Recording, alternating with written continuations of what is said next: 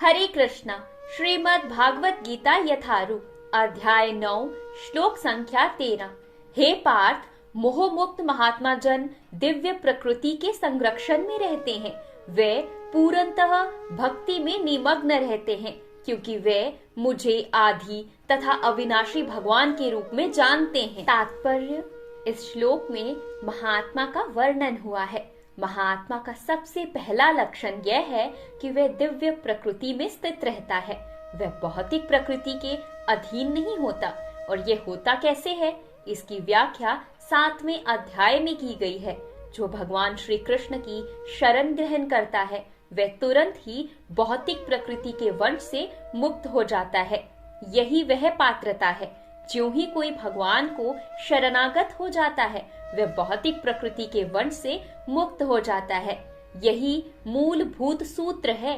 तटस्थ शक्ति होने के कारण जीव ज्यों ही भौतिक प्रकृति के वंश से मुक्त होता है त्यों ही वह आध्यात्मिक प्रकृति के निर्देशन में चला जाता है। आध्यात्मिक प्रकृति का निर्देशन ही दैवी प्रकृति कहलाती है।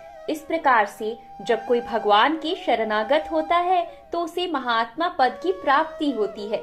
महात्मा अपने ध्यान को कृष्ण के अतिरिक्त अन्य किसी और नहीं ले जाता क्योंकि वह भली भांति जानता है कि कृष्ण ही आदि परम पुरुष समस्त कारणों के कारण है। इसमें तनिक भी संदेह नहीं है। ऐसे महात्मा अन्य महात्माओं या शुद्ध भक्तों की संगति से प्रगति करता है। शुद्ध भक्त तो कृष्ण के अन्य स्वरूपों यथा चतुर्भुज महाविष्णु रूप से भी अकृष्ट नहीं होते। वे ना तो कृष्ण के अन्य किसी रूप से अकृष्ट होते हैं, ना ही वे देवताओं या मनुष्यों के किसी रूप की परवाह करते हैं। वे कृष्ण भावना अमृत में केवल कृष्ण का ध्यान करते हैं। वे कृष्ण भावना अमृत में निरंतर भगवान की अविचल सेवा में लगे रहते हैं। हरे कृष्णा।